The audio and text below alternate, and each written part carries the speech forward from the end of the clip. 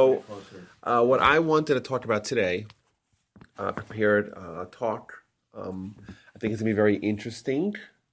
And I think it's also going to hopefully going to be illuminating to a concept, an idea that we're all familiar with on one hand, but I think that the traditional perspective on this very global issue that we have is somewhat narrow. What I mean by that is I want to talk about Tikkun Olam. Now, Tikkun Olam, the word Olam means world. So it's a big, big deal. We're talking about fixing the world, healing the world, whichever one. Fixing is a more correct word, more correct definition. But it's a global issue. It's a massive existential issue for us as individuals, as Jews, but additionally for the Jewish people and the Jewish nation, and the mission and the destiny that began with Abraham, 3,800 years ago in the Fertile Crescent, and that continues to this day from Jews across the world, and people that believe in the Jewish mission. Like, this is a big deal, and I have found, maybe I'm wrong, but I've found that there is a tendency to kind of narrow the issue of saying Tikkun Olam. Okay, let's go help at the food shelter, or let's go help at the picking up cigarette butts on the beach.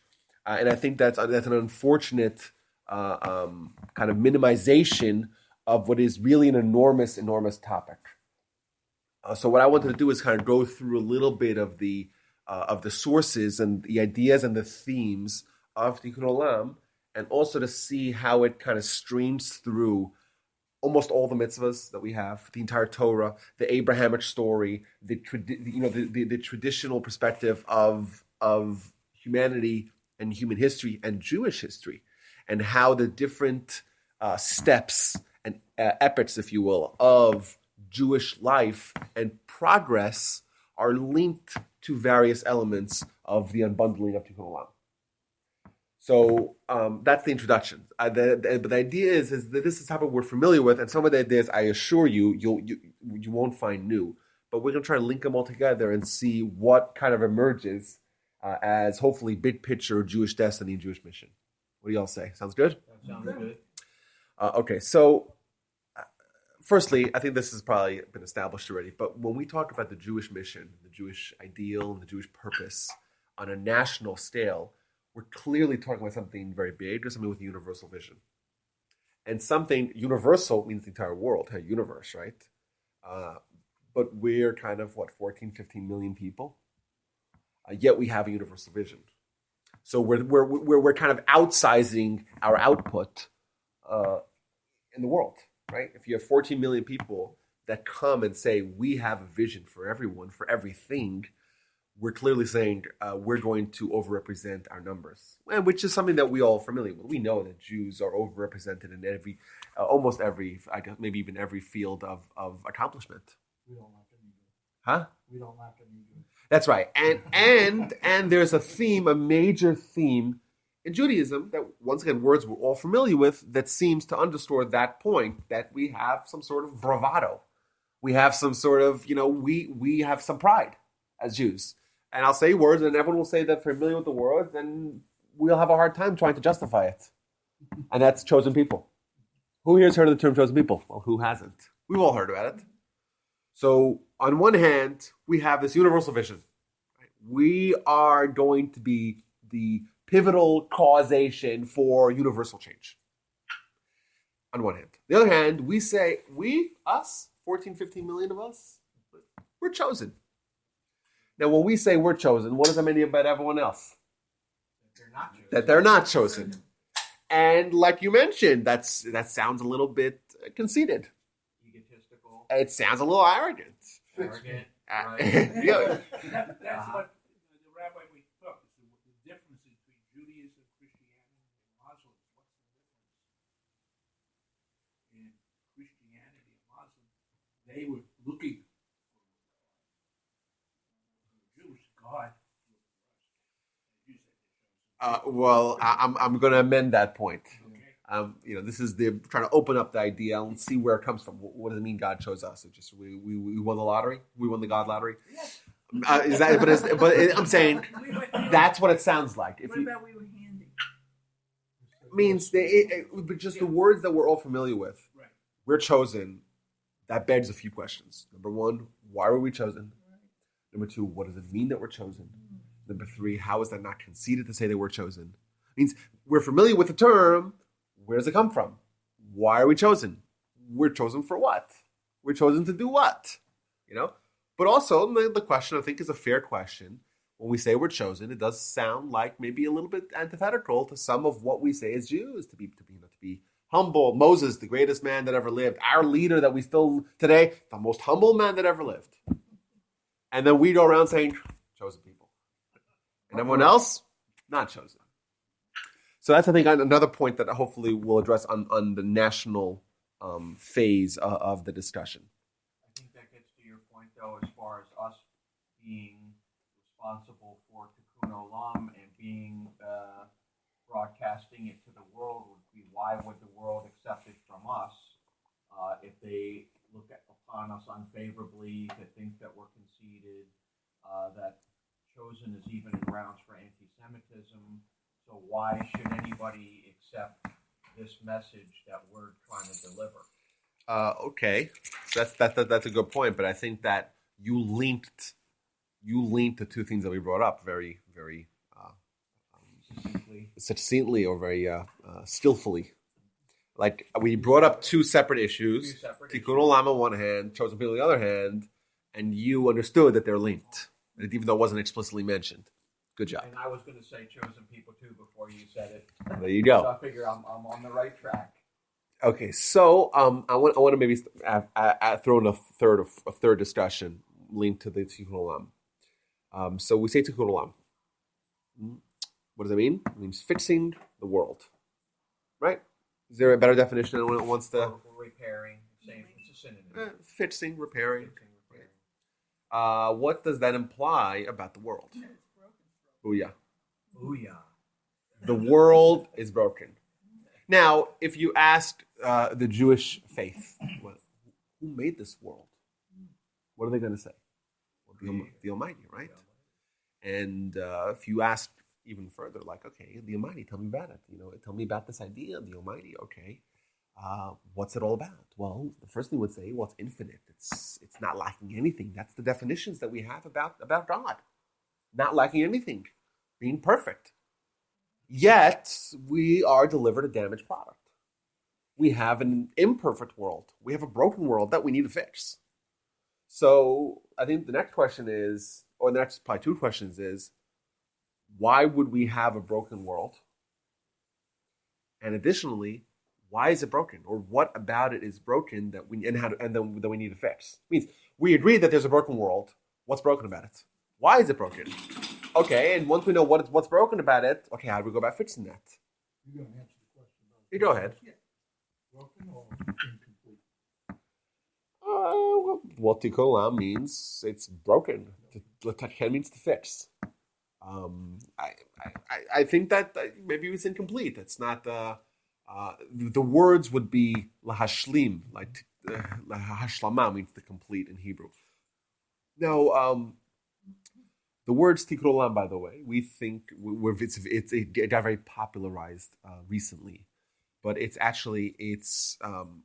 the earliest documentation of those words are over 3,000 years old. Right? It comes from the Aleinu, the second part of the Aleinu, the second paragraph of the Aleinu. We say L'taken Olam, to fix the world, Tikkun Olam. Then we have in the Mishnah as well. The Mishnah is roughly 2,000 years, let's say more precisely 1,800 years old. That's when it was codified, but it was a collection, or more precisely, a canonization of existing extant writings. So it goes even way before that, and there's an entire section of the Talmud in the book of Gittin. Gittin is the book of the Talmud that talks about divorce. It's one of the 63 books of the Talmud, and in it has an entire laundry list of themes of Tikkun Olam. So that term is very old, and it's Tikkun Olam, means to fix the world. I agree that maybe it means I wouldn't say categorically that if you say that it means to complete the world, you're wrong. But the simplest interpretation is to fix the world. implies we have a broken world.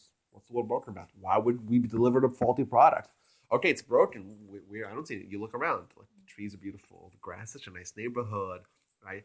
The sun looks beautiful, and the stars, and the sky, and our livers work, and our hearts So are. were we delivered a broken world, or did man kind of I think it was kind delivered of break it? The question is, whole, but we broke it, man. We broke it. I didn't break anything. Although nature gives us hurricanes and earthquakes. Okay, yeah. evolution, I think you're coming down, you have to define what is world. And a world is a physical thing. Living things. Well, yeah. That's my look at it that way. Because the world takes care of itself. But if the Eternal One gave us this world, this earth, to have dominion over it and all the things that lived on it, then if it's broken, it had to be in an unbroken state prior to that. So But who said it was? Who's going to say what's broken with a proper state? But Yeah, but them but saying the people, if the the way this. people on it who have free will. But this is a great discussion. Like, we're talking about something that we're so familiar with, but we don't even have any basic definitions, or maybe we do, but we have to flesh it out. Like, what are the definitions? We're to Olam. What's it about? So I want to introduce an idea and then bring a very, I think, intriguing and compelling and maybe even troubling Talmudic source that says something very, very bizarre, and I think will maybe lead us along our path. So I cleverly decided to omit the next two words of that earliest source, the 3,000-year-old source. The first time we have documentation of the words "litaken tikkun olam," and what it says is like this: "Litaken olam b'malchut shakai," which means to fix the world with the kingdom of God. Kingdom of God is what's lacking. With the kingdom of God. Yes.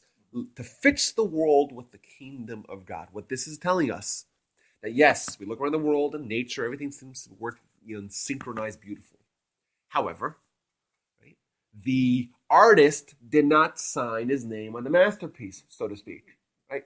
God created such minutia, such detail, such complexity, such wonders, just for our own physical bodies. There's 8 billion of us crawling on this planet. And it's such technology and such sophistication. It doesn't say designed by Apple in California and assembled in China. It doesn't say that. Like, that it doesn't have the little Apple logo on the back. And you have this wonderful piece of hardware and software and integration. It doesn't say who it is. And you try to figure out, you open it up and you read everywhere, all the software, no one signs their name.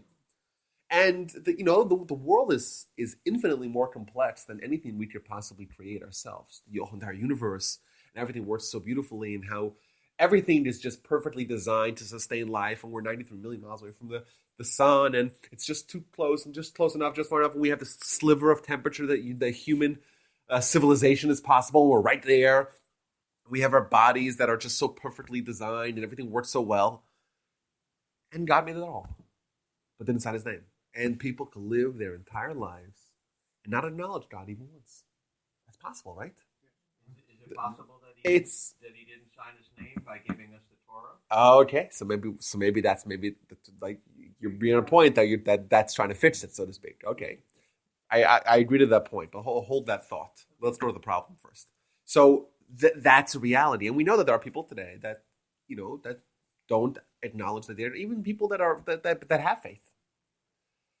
Do they really let this idea wash over them? The idea of God being in total control and kind of relying on God and having faith and doing things that they would not have done if God had not existed. Like, that kind of level of life ought to be everywhere, ought to be ubiquitous. Right? If God was present everywhere, if God was just like the idea was tangible and alive for all of us, we would probably behave differently. Right?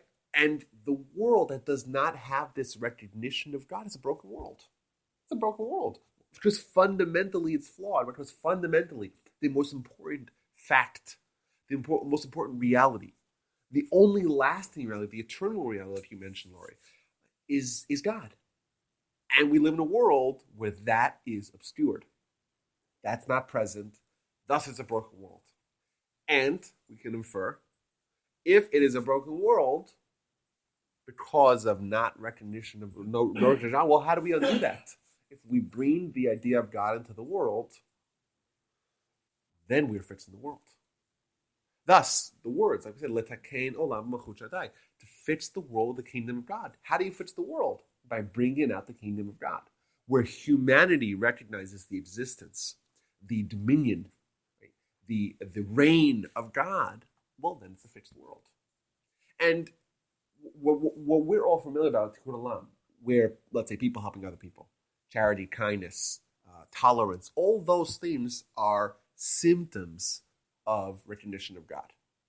Once the idea of God is established, well, that demands someone to behave in a different way.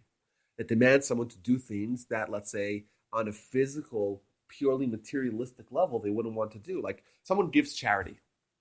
What are they doing? They're taking money out of their pocket and giving it away, and they'll gain no material benefit from it. Why would someone do that?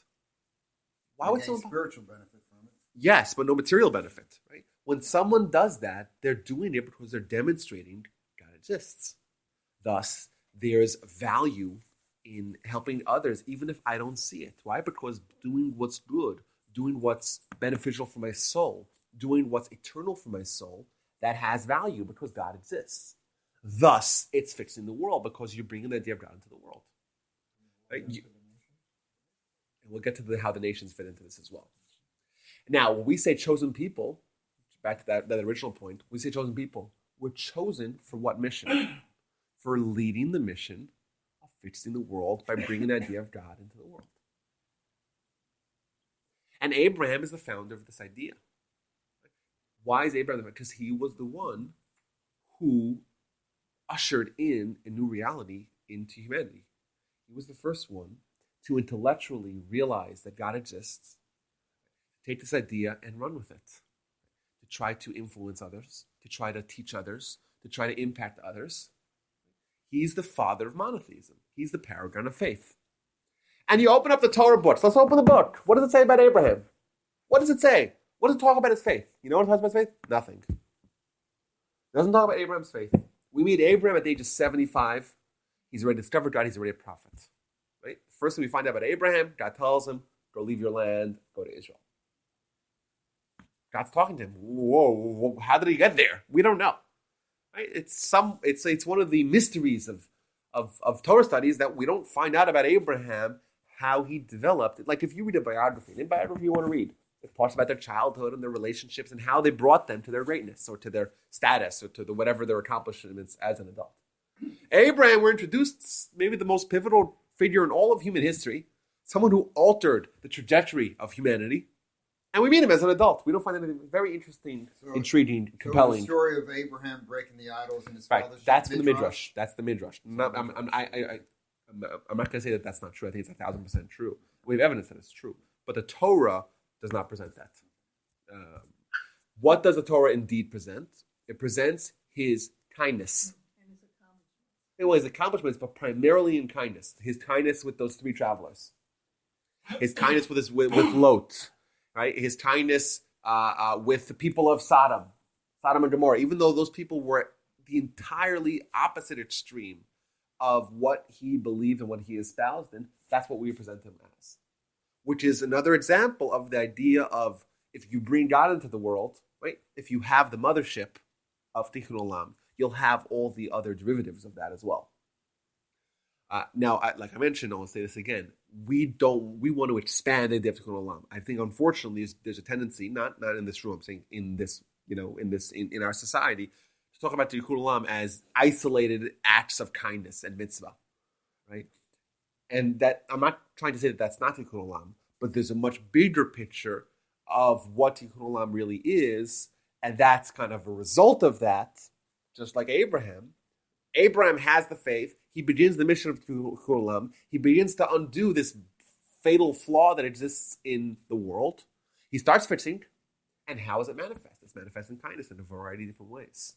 Right? The faith begets the kindness, right? Because the faith is at the core of fixing the world, and everything else is a result of that.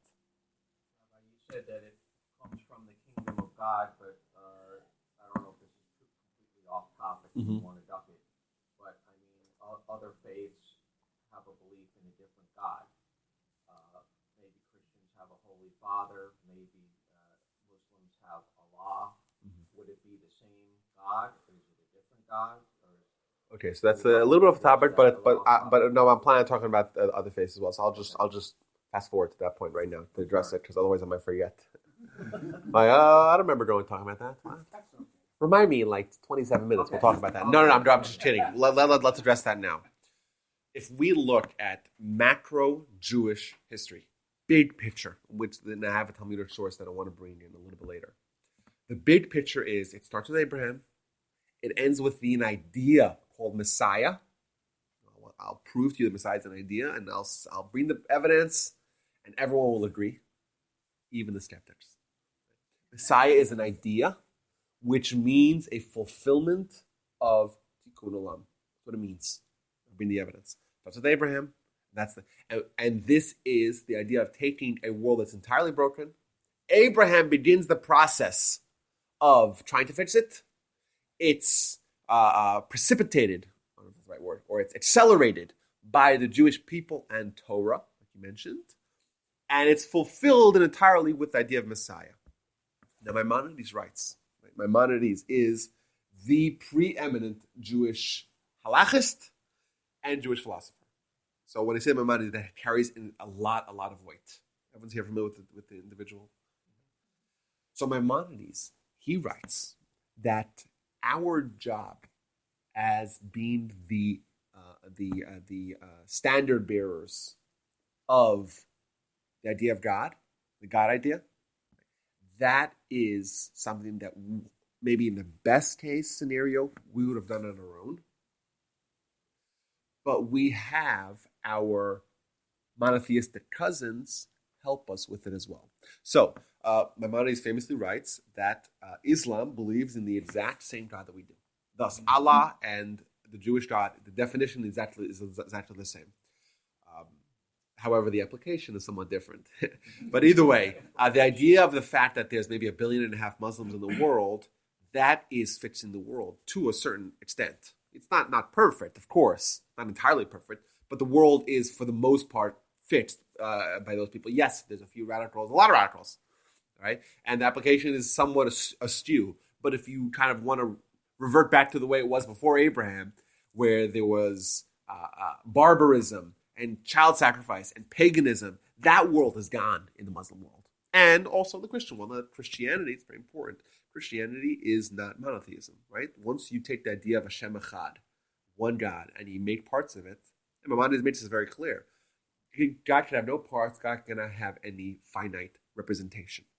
So that idea is wrong, and that idea is antithetical to Judaism. However, it's a lot closer than, let's say, what Dio Cassius, the great Roman historian, writes about Rome having in excess of 30,000 gods.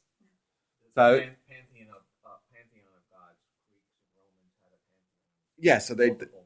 Oh yeah. So like I said, 30,000. Dio Cassius writes, which is yes. So that has changed dramatically with the helps of our cousins, the Christians and the Muslims. Now I'll tell you, with Christians and the Muslims, and I'll tell you, just trying to bring this kind of an historical basis. Who is the ideological father of the Arabs? Anyone knows? Ishmael. Who's Ishmael's dad? Abraham. Right? Thus, we say that Abraham, his kind of, his legacy lives in Isaac, and Isaac in Jacob, the Jewish people, in its most unadulterated form. However, Ishmael is also a son, and Ishmael also has the Abrahamic influence. Thus, his descendants, right, the Muslims, they are also influenced by Abraham as well. Yeah, doesn't the Quran say Talks that about Ibrahim. Ishmael was the one who was supposed to be sacrificed? Yeah, so there were some textual chicanery. He was a firstborn, which I'm saying it's bizarre because Islam is a very, very relatively recent religion. Thus, Torah has already been in secular hands for more than 800 years by the time Islam emerges. So it's insane to say that Ishmael was the one who was offered the binding of Isaac. Because remember, the book was ready in Gentile. It wasn't just us. You can't say, we changed it later on. It was already in Gentile hands, but in the form of the Septuagint. Except that the Quran covers that by saying constantly the Jews corrupted it. In other words, what we have today is not what we were given, and we're correcting it with the Quran. Yeah, that's the Christians' argument as well. It means they don't reject the fact that the Jews had it; they just say they corrupted it, which is the only angle that you can take. It's the angle I would have taken as well if I was in charge of Muslim propaganda. I would probably say the same thing. You cannot deny it's what There's no reasonable way to argue that the Jewish people didn't have it, quote unquote. You say, they corrupted it, or they lost, and you know what? It works both ways. Well, no, it doesn't, because we're there first. No one's going to argue that. But I'll say from this Maimonides, this point that we brought up is that yes, in a certain degree, in a certain capacity, they are right. That we didn't corrupt it. However, we might have had some degree of their religion of duty, and that demanded that we have some partners. Like I said, the role of the other great monotheistic religions in this world vision that we have is to assist us in accelerating the idea of God, the idea of monotheism, to the masses. That's to answer your question. And in fact, this is getting sidetracked, but the bigger question that should exist is in the worldview of those religions that view themselves as replacements for Judaism, beginning with the Christians and then culminating with the Muslims, the question that they should have is why the Jews exist. Because if the Jews had it but lost it and were replaced by the Christians, okay, the Jews should disappear. Their role has been sealed, yet we seem to be very resilient. We're still around. And the Muslims as well. Like, to them, the existence of the Jews and the Christians poses a real fundamental question. Why would they, if they had it and they lost it, well, then they should be scrapped out and they should disappear. Yet, remarkably against all odds, the Jews persist. Now, the Christians persisting is not such a big of a question because it's such a large constituency. But the Jews being impervious to genocide and destruction and exile and expulsion and Holocaust is something that should be very fundamentally, philosophically troubling to those faiths. But anyway, from our perspective is that they play a role in this picture, and also it's their link to Abraham as well. By the way, in Judaism, in Jewish thought, the Christians, they come from Edom, and Edom is Esau. Thus, Abraham's son, right? We have one son, Isaac, but the other son goes off to found the Muslims. Now, Abraham's grandson, his two grandsons. Jacob is the father of the Jewish people. Right? Jacob was named Israel because Jacob is the one whose kids, there's no rotten fruit amongst his kids. His 12 sons comprise the 12 tribes of Israel. Thus, his name is changed from Jacob to Israel because he is now not just an individual, he is the father of the religion, biologically speaking, with no deviations. But Esau was his twin brother. He's the one who's going to be the father of Rome. And Rome, which becomes Christian in the 4th century of the Common Era, as we all know. So that's just to answer your question. Either way, back to the Jewish mission. So we are here because we are descendants of Abraham. Abraham began a process of fixing the world. And we said Messiah is going to be the final manifestation of that. So I want to share with you guys a famous statement from the Talmud. If you may have heard of it, if you heard of it, you probably have no idea where it's from, because 99.9% of people that are familiar with this idea have no idea where it's from or what it comes from. So, and it's relating to the Jewish calendar. Now, not the month, not the yearly calendar, but the collective calendar, right? Cumulative calendar. So, anyone knows what year we're in the Jewish calendar? That's absolutely correct. And that calendar begins with. That's not correct. No. It's you're a week off, but a week off. So yes, that week of creation is not included. Why is that not? Why is that an important point to stress? It's an important point to stress because that week was a different week than anything we could possibly imagine. As an example, on day 1, Sunday of that week, we have a day, and we don't have a sun. Thus, there's no stars. Thus, we have this reality that a day passes, yet what we know as the force that regulates a day, that doesn't show up until Wednesday. We have no idea what marked the day on day 1. Could that have been 200 billion years, or could it have been maybe 24 hours? We have no idea. There's no way for us to try to speculate even. Well, there has been plenty of speculation.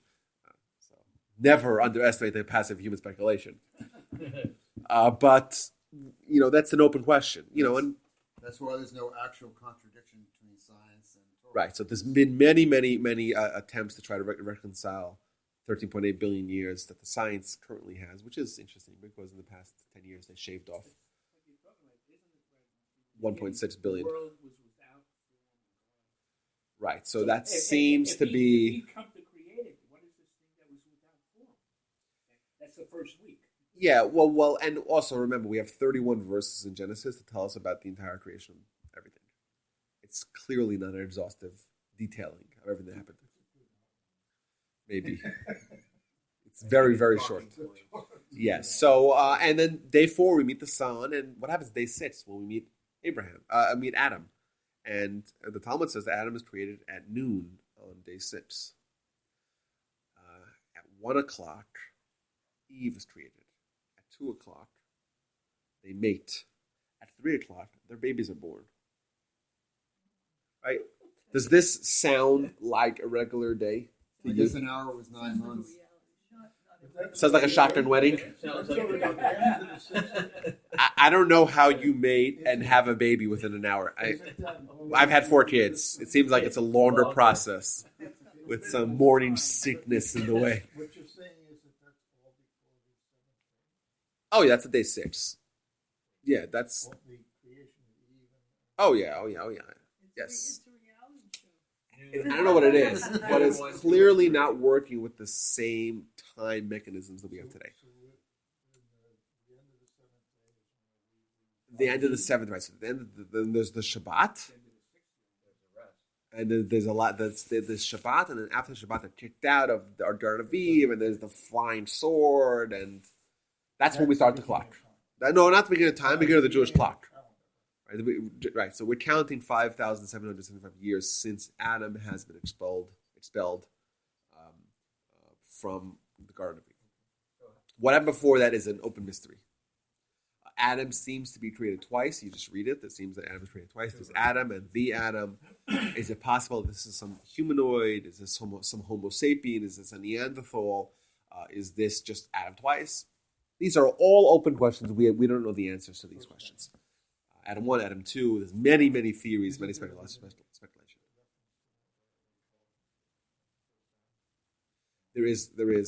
Yes. It's not in ancient Jewish writings. It's kind of this interest in this question has exploded in the past 50 years, and the reason why is because the entire idea of trying to make compatible Torah and science is a new idea. Because 100 years ago, Torah and science were fundamentally incompatible because Torah talked about a beginning. The very first word in the Torah is in the beginning. Whereas science, already since the times of Aristotle and the Greeks, had argued that there was no beginning, that the world was eternal. Now, in the 1960s, the cosmic radiation, kind of the after effects, the echoes of the Big Bang, became undeniable, and thus the entire scientific community finally agreed to the very first word of the Torah.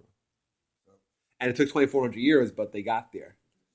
So then everyone's like, oh, okay. But so now there's maybe some sort of overlap. There's room for coexistence of these two ideas. Now let's see what else can coexist. So That's why there's been an explosion in that kind of study in the past 50 years. So over 95% of scientists can agree on a certain theorem, and they can be totally wrong. What do you mean? Much more than that. Like we're talking about thousands and thousands of years of the Jews and the Jewish just even the first word of our most sacred book being ridiculed as being nonsense. We really lived with that, and therefore it was just, okay, so they don't want to accept it. We don't want to accept what they're saying, and we're totally different camps. There's been some sort of convergence of the two, and incidentally, we didn't have to pivot. The Torah, we didn't have to pivot. We haven't to amend anything yet.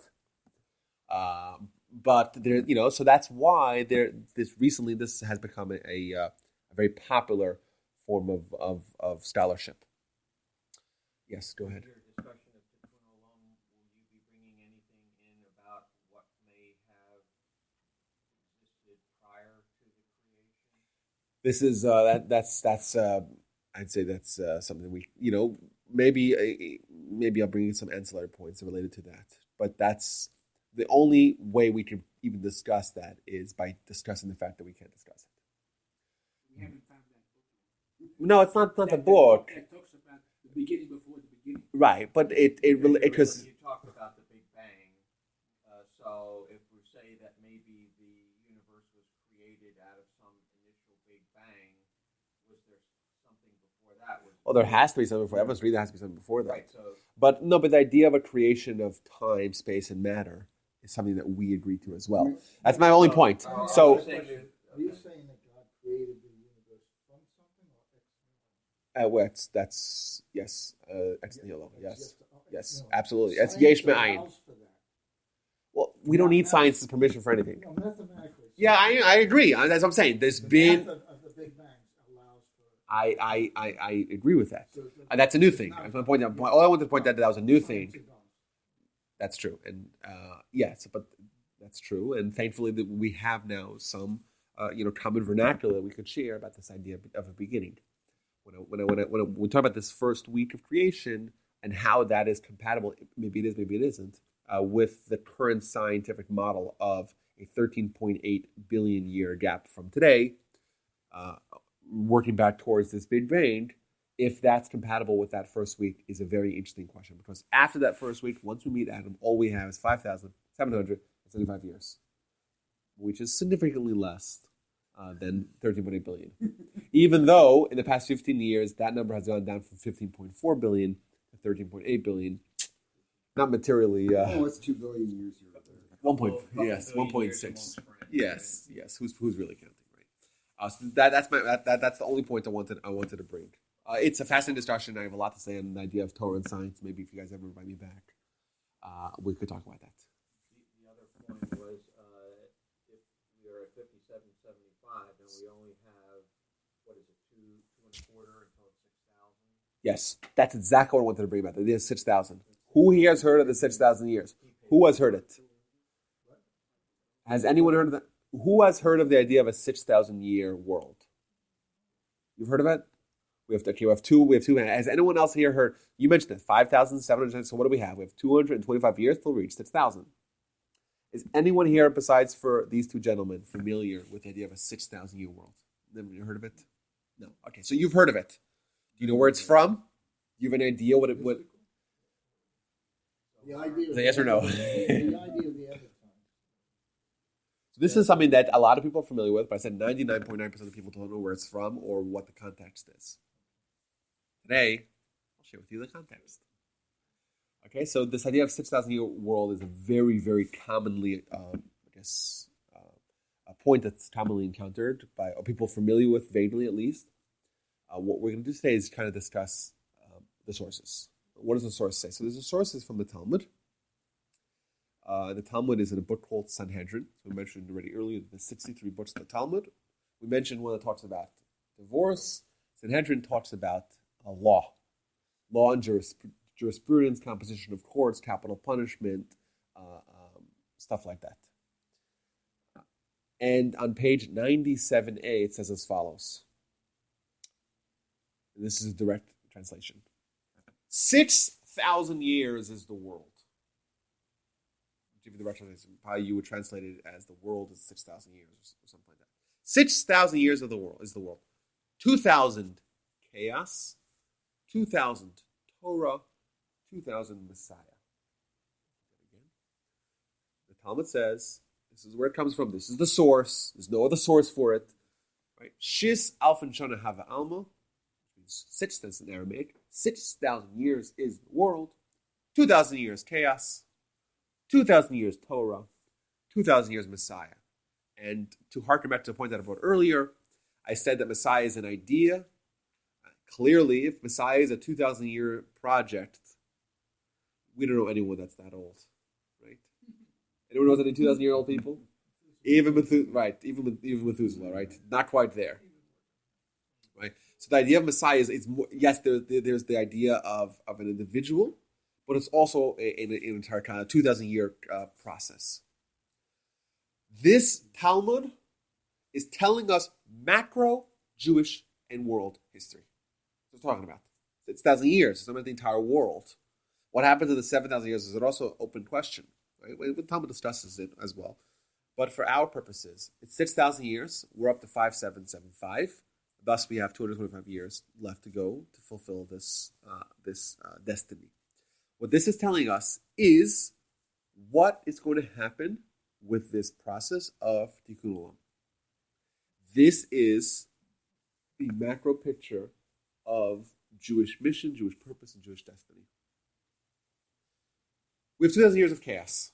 Now, what does it mean chaos? Right? Chaos, this is already after Adam is created. So we already have a functioning ecosystem that we live in. It's not chaos in the form of an ice age or something like that, or dinosaurs. It's some sort of a spiritual chaos. We don't have any God yet. Booyah. They have thousands. Right? Yeah, exactly. Or they have thousands, but remember, thousands of gods. Those are that's not just quantitatively. That's qualitatively different than not having God. So you're both saying the same thing. But if you have 1,000 different little just trinkets that you label as powers, that's gods, but that's not really any that's not qualitatively a different idea than anything physical. Right? The idea of a God is something infinite, something beyond the physical, something that existed before time and space. Right? Right, it's nonsense. Right, that's right. But that's chaos. Right? It's chaos because there's lack of vision, there's lack of purpose, there's lack of understanding. Like the world is kind of walking aimlessly and blindly because it misses this core idea. It's once again, the God signature is not there. And people are trying to find things, but they're running into dead ends. Right? Human nature to look for a source of why they're there.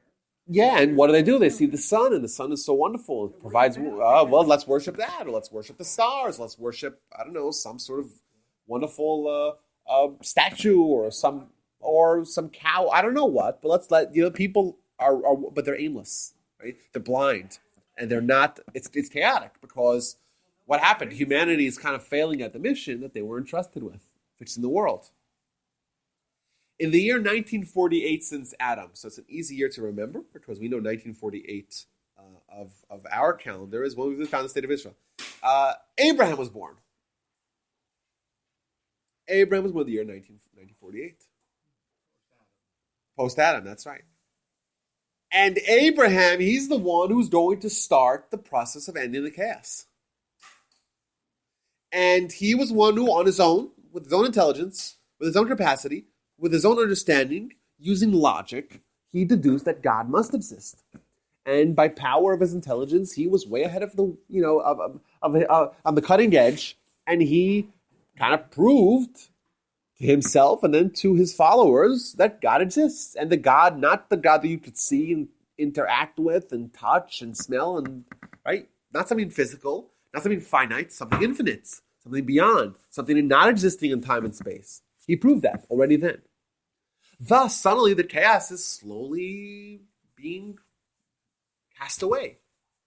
There's some clarity now emerging. Abraham, at the age of 52, did something remarkable. Thus, exactly at the year 2000, Abraham discovered Torah. Now, we know that Abraham preceded Moses. Abraham was the great-great-great-great-great-grandfather of Moses. Thus, and Abraham was there before Sinai. Abraham's dead way before Sinai. Abraham managed to uncover Torah by an incredible process of digging within himself to uncover the power of his soul, that innately knows Torah. Now, I want you guys to just accept that as fact because I'll try to prove it a little bit later on. But we know this is already sourced in many, many places in Jewish writings that Abraham studied Torah. He studied Torah from his own, from himself, internally, not externally, not like receiving it as prophecy or from Moses or instruction or tradition. No, it was more internal. And we know that he completed at the age of 52.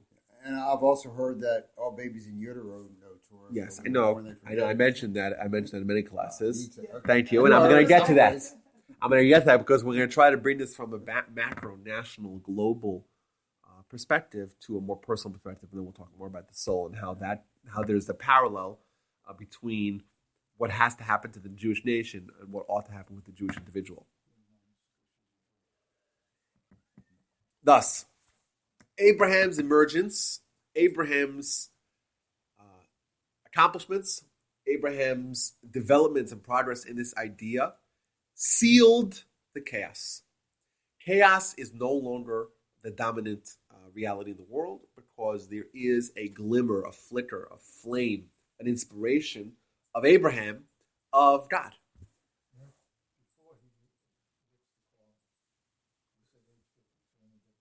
We started Torah, yes, but we know that it was a progress. We have markers of the age of 3, at the age of 40, at the age of 52, at the age of 75, at the age of 86, at the age of 99, at the age of 100. There's different markers in Abraham's life that we're familiar with. We know at the age of 99, that's where he meets those. That's where he does the circumcision. That's why at 86 is when Ishmael was born. Thus, Ishmael's 13. That's when the ancient Islamic tradition of getting a circumcision at the age of 13 comes from that. Ishmael was 13 when Abraham was 99, and Abraham is instructed to give circumcision, and he circumcises his son, his 13-year-old son, and himself. And that's when he meets those people, or what he thought were people, angels masquerading as people, and he tells them that in a year you'll have another son being born, this time to Sarah, and that's at the age of 100. That's when Isaac is born.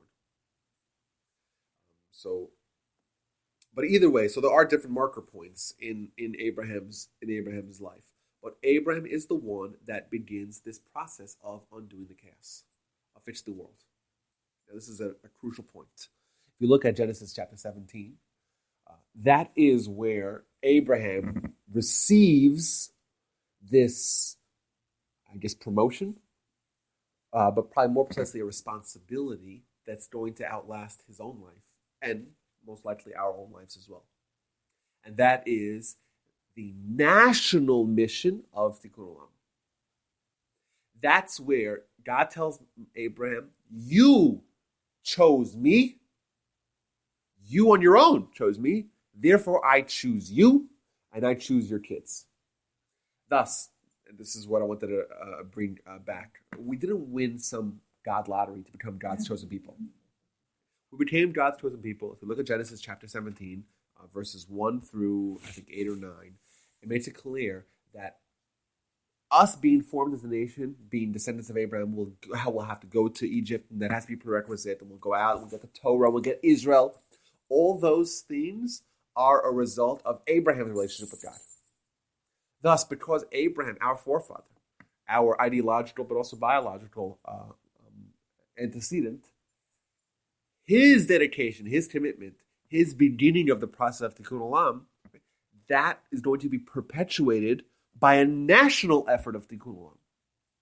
Thus the Jewish nation, and thus the Jewish mission, and thus chosen people were chosen, yes, but not randomly. We're chosen because Abraham was chosen, and Abraham was chosen because of his special relationship with God, because he chose God. Thus Abraham chooses God. Abraham gets chosen that his kids, his descendants, will be the Jewish nation that's going to complete the next phase of Tikkun Olam. Now, what happens? When do we get formed as a nation? Anyone knows? As a nation. Not year. The year is 2448. I'll tell you that year as well. 500 years after Abraham was born. No, that's much earlier. We know that when we had the Exodus and we had the Mount Sinai experience. Right? So we have 500 years after Abraham's born. Abraham's long gone. We have his descendants, which is now a formidable nation. They are formed as a nation, and there's many times I've lots of evidence that Abraham, in fact, was not Jewish, quote unquote, because Judaism was not founded as a nation until the Exodus and the Mount Sinai experience. That's when the nation was formed, and we read it every day in the Shema. It says it very clearly. God took us out of Egypt to make us His nation. He'll be our God. We'll be His nation. You'll be a kingdom, priest, and holy nation. It says at the Exodus. There's copious evidence to this point. We accept it. We do. Yeah, but that we see this as a process. It's only 50 days after the Exodus. The entire thing is kind of one progressive discovery or revelation.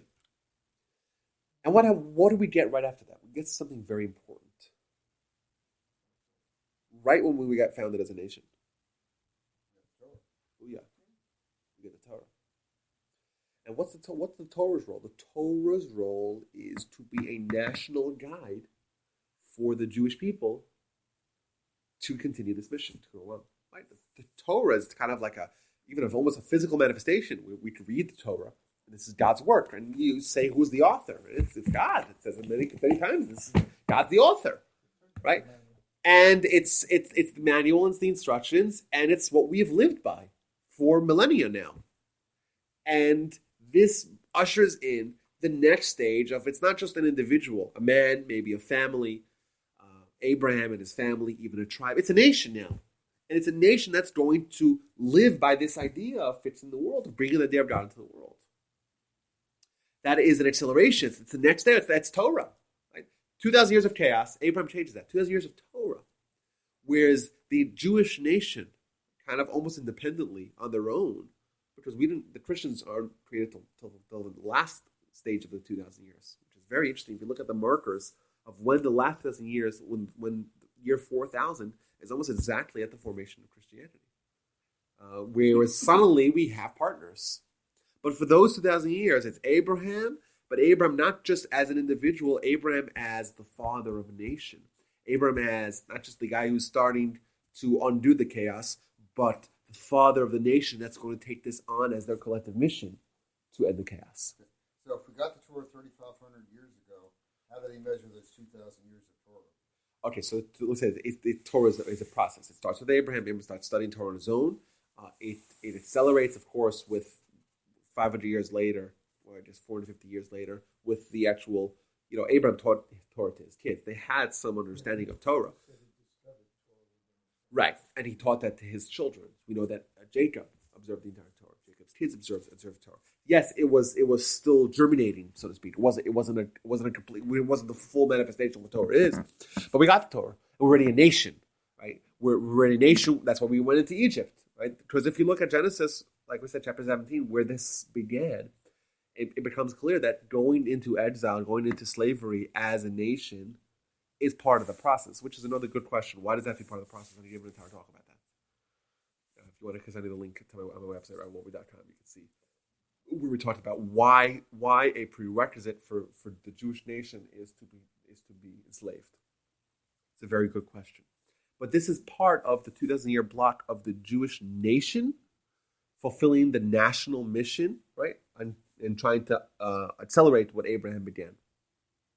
And it's called Torah generally because the Torah is the major tool that we have to do that. So yes, indeed, we didn't get the actual Torah till much later, or not much later, till 400 some odd years later, into the next block of 2,000 years, so 20% in. But we did have some understanding of Torah, but we also had a sense of national existence from that point in time. When we get told that we're going to be a nation, and of course the Torah developed and expanded. But you look at the 1,300 years from receiving the Torah till like the end, really more 1,500 years, till the end of that 2,000-year cycle, we were on our own basically. And we had interactions, of course, with the Assyrians under the leadership of Sancherib, the Babylonians, and the leadership of Nebuchadnezzar. Right? We had the unforgettable Persians. We had the unforgettable Greeks and their various offshoots in the Ptolemies, the Seleucids, the Assyrian Greeks. Of course, we had the Romans and had that work out really nicely. We had everyone we encounter with every major world force that was antagonistic. Now, not to say that the ones that came afterwards were not antagonists; they were indeed, but they were antagonistic ideologically. There was no interface between what we believed theologically and what the people we encountered believed theologically. And then at the beginning of the next 2,000 years of Messiah is a process of not this idea being national and limited to us, but it's the entire world, which is the ultimate completion. Now it's not the third step in this process. It starts off with Abraham, one man, maybe a family, a tribe, a nation, and now it's the entire world. That's the last 2,000 years. That's what the day of Messiah is. And suddenly we see emergence of these massive, massive civilizations and belief systems that seem to parallel ours. And yeah, you may argue maybe it's just a coincidence. But according to this, the one line of Talmud, this is all part of the plan. Whereas now it's the time for getting everyone on board. We have 225 years to get everyone on board. Yes, you could argue that, you know what, nowadays it's almost universal, this idea of God. Especially in the Western world. You talk to people about God in the Western world.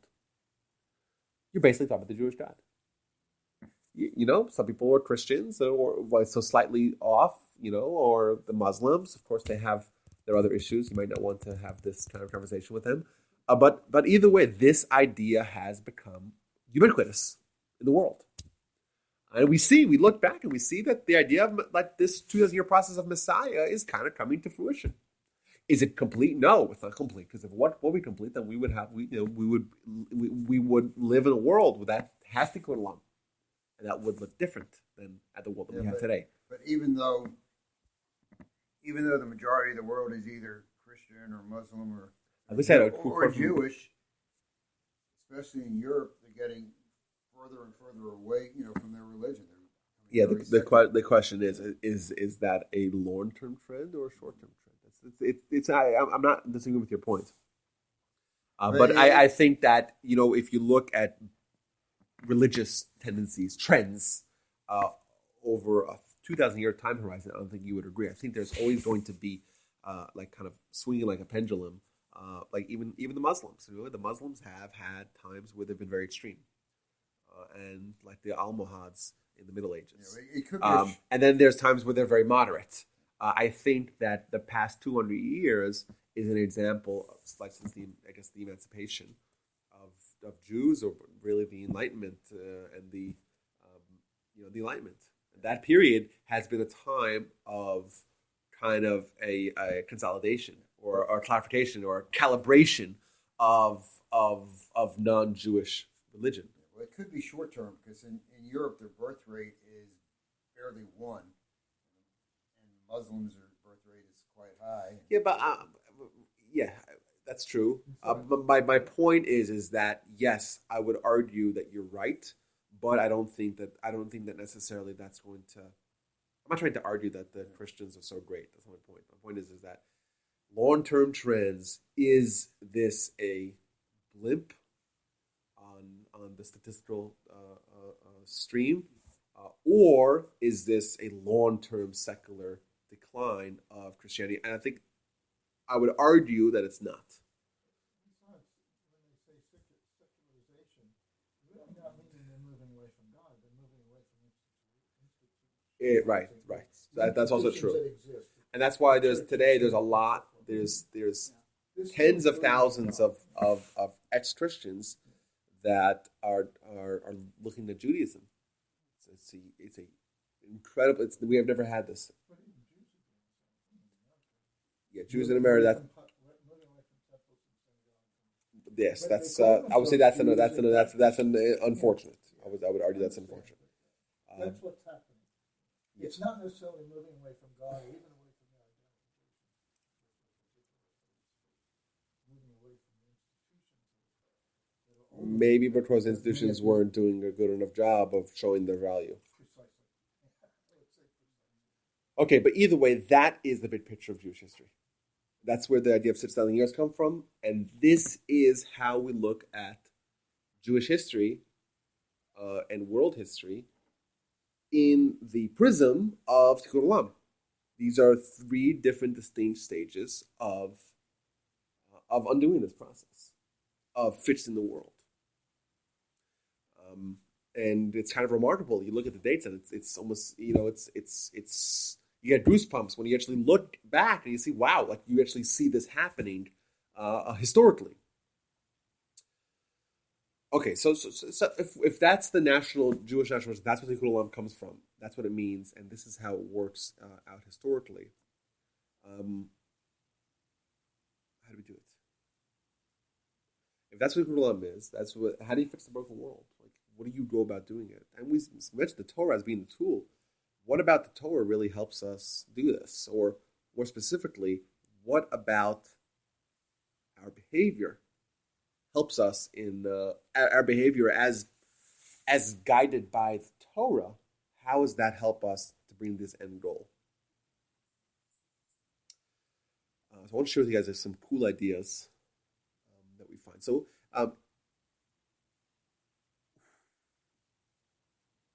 who are the three most pivotal characters in this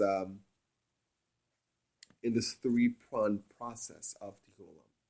So, of course, we have the first 2,000 years of chaos, and then we meet who? We meet Abraham.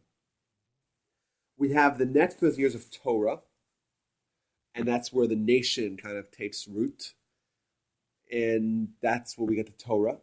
And who's the most important leader of that 2,000-year time period? Moses. That's absolutely correct. And we have the last 2,000 years and the idea of Messiah. And who will be the most important the leader for the Jews at that time?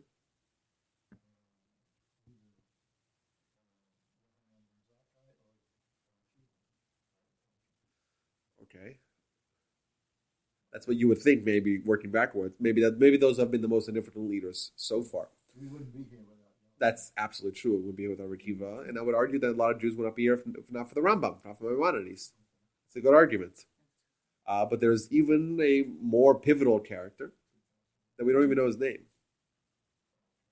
Who would that be? We don't know his name. You would spitball ideas. I don't know. We're doing something else. It's not the Mashiach because he hasn't come yet. Okay, but it is the Mashiach. The idea of the individual who's we call Mashiach is the individual under whose leadership this is going to all get done. It's not some magical creation, not some fanciful fantasy. It's the Jewish leader at the time where this gets fulfilled, where we reach a completion, and then we're done. So like I said, we don't know who he is, but we understand the role that he's going to play in this process. So has this person already been born? I don't know. That's the correct answer. I assure you, it's not me. Don't. Thank you for sharing that. Is the concept of Messiah first brought out around 2,000 years ago, or did it really strongly exist? Well, the concept of Messiah, like I said, the Messiah. I have an entire talk on Messiah, what it means, how do you become it, what are the roles. The word Messiah means anointed one. It comes from the idea of, we even had a few in the temple, the idea of consecration. So when you inaugurate something holy, you pour oil in it. Thus, ancient priests, Jewish priests, Kohanes, they poured oil on their heads, and they poured oil on the temple vestments and vessels, and they poured oil on King David and King Solomon and King Saul. Right, so that's where the word comes from. But the only place it's mentioned in the Tanakh is with regard to Cyrus. So The word it's Messiah. yes. Well, no, it's David called Messiah. Mashiach Hashem. David's called Messiah. Mashuach, at least. Even the Kohen Gadol is called Messiah. So In the Torah. yes, I don't know if it's in the Torah. That's a good question. Yeah, but it's an idea that is very well established, and even if it's not mentioned explicitly, it is mentioned in the Torah. I know that. The Torah talks about the idea of coming back and collecting the Jews from all over, bringing them back to Israel, reestablishing it. Those ideas are there. But we know, like someone mentioned Rabbi Akiva thought that Bar Kochba was the Messiah. Which one? Oh, interesting. If So I had it to do again, it'd be. It would. but either way, this is not a new idea. It's not, the idea of Messiah is not a new idea at all. So those are the three pivotal characters in this. I'm not saying that the Messiah will be greater than Rabbi Akiva. That's not my point. My point is that that's the individual that's going to lead or complete the effort of fixing the world. Now, Confusion on the 6,000 year continuum with the 2,000. If we're going by that, it sounds like on the Hebrew calendar 4,000 that would have been the Moshiach. Am I getting that wrong? no, that's the 2,000-year process of Mashiach beginning. So we would say that the Mashiach could come at any point. In this span that Yes. we have 225 left on. Yes, that's all we have. Developing And what happens afterwards? That they have the 7,000th year is also discussed in the Talmud, and we'll hold off on that thought right now. But that same Talmud does talk about what happens in 7,000. I heard once that the 1,000-year increments paralleled in some way mystically to the 6 days of creation. Booyah! And we even find back in Scripture the idea in Scripture that every day for God is 1,000 years for us. The Elif Shalom is a verse in Psalms. Right, 1,000 years for us is one day for God. Thus, there's the parallel. So you're 100% correct. But how it works out in detail, no one really knows. Maimonides makes that clear. And if anyone would have known, it would have been Maimonides. But he makes it very clear with Mashiach, we don't really know because we're not supposed to know. And it's we have our mission, and what happens when we complete it, that's an open question. We know some vague details, like we know some of the qualifications of Messiah, etc. Is it in our writings that like anybody that you come in contact with could potentially be a Moshiach, and that's why you're supposed to respect other people? Well, no. So, no, I would out. I think Mashiach Maimonides makes it very clear. He has to be a direct descendant of King David. He has to be a direct descendant, because we know that Jewish royalty has to come from the house of David, from the tribe of Judah. Has to be a direct descendant of King David. So not everyone is a direct descendant of King David, and thus is ineligible to be in Mashiach. Other qualifications: they have to be as wise as someone who is a prophet on par with Moses, someone who is a wise on par with Solomon, someone who's going to rebuild the temple in Jerusalem, which I already think is not so much of a stretch now that there's already 6 million Jews in Israel. Bring the Jews back to Israel, or at least maybe accelerate that. So a lot of qualifications that have to be fulfilled. That not everyone can do it, but I'm sure there's a lot of people that have the potential, and we have our responsibilities as well. This is the leader, but doesn't mean that the leader on his own is able to usher and affect change. But either way, these are the 3 most pivotal characters. Now, we find some very interesting parallels between these 3 leaders. There's something very, perhaps we would view as innocuous, of a parallel between these 3 leaders. We find Abraham rode on a donkey. Doesn't seem like it's that remarkable. Torah seems to tell us he rode a donkey, and then you would kind of question what's the importance of the Torah telling us that he rode on a donkey. Maybe what if he rode on a horse, or he was in a wagon, or he can walk? Doesn't seem to be very consequential, right? But we're told that regardless. Additionally, we're told that Moses rode on a donkey as well. And lastly, we're told the Messiah will ride on a donkey. Ani harochev al chamor. They had the horses. We know they had the horses. But we have this visual. Huh?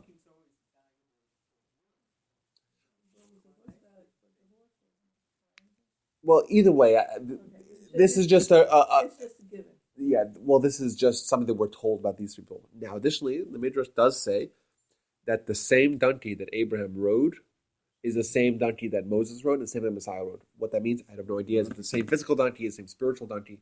I don't know. But I'll tell you guys something really cool. I don't want to get too sidetracked with what we may view as being impractical. But I want to bring some practical.